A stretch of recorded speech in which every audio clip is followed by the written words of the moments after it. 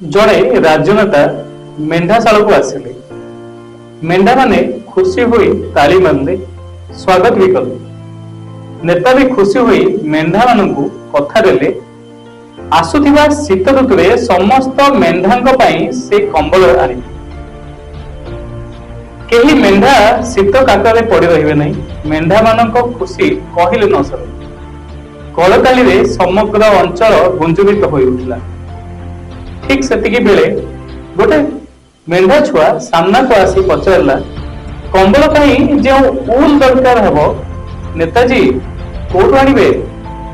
तापरे कोन सभास्थली संपूर्ण नीरव होई गला। समस्त मेंढा निज निज मुह को देखि देले। नमस्कार, मो अनिंद्यराज खड़ंगा आपन को स्वागत करूची TR24 न्यूज रो विशेष कार्यक्रम मेंढा और आजिर गणतंत्र।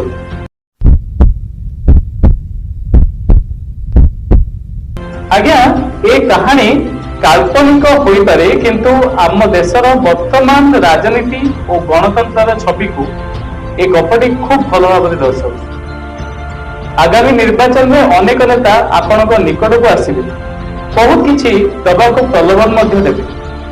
मागणा चाउल, साइकेल, लैपटॉप, मोबाइल, विदेश यात्रा और बहुत किछि मागणा रे देउथिबा किंबा देबाको कथा देबे। तबे ए सबु जो मागणा आसुची केबे भाबिचंती ए सबु आसुची केमिति?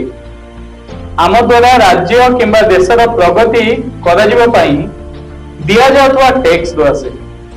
एबे मनरे प्रश्न उठिबो 30 ରୁ 40% लोक ही इनकम टैक्स दियंती, तेबे समस्ते तो टैक्स दियंतीनी।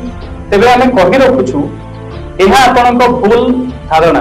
कारण इनकम टैक्स जदि डायरेक्ट टैक्स हुए तेबे आमे दैनंदिन जीवन रे जहा भी किणु, छुंची हो कि कार, खाद्य पदार्थ हो कि प्रसाधन सामग्री, औषध हो कि अन्य किछि, सबुटी आमे टैक्स देथाउ।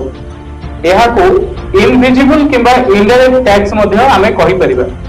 तेबे आम टैक्स को नहीं निज राजनैतिक अभिप्राय चरितार्थ करबा पई जे दल बा गोष्ठी मागणा बंटन कथा देबे, अर्थात आम टंका को से निज फायदा रे बर्बाद करबा को चेष्टा करूछंती।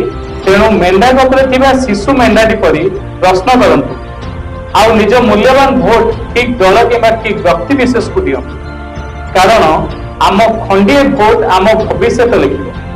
जदि ए भिडियोटी आपन को भल लागिला निश्चित रूपे अन्य मानक निकट रे कहानी को पहुंचाନ୍ତୁ। एभली अनेक वीडियो देखिबा को आम चैनल TR24 न्यूज को लाइक, फॉलो, सब्सक्राइब करबा भूलंतु नहीं। तेबे आज पई एतिकी, पुणी देखा हेबो एक नुआ अध्याय रे।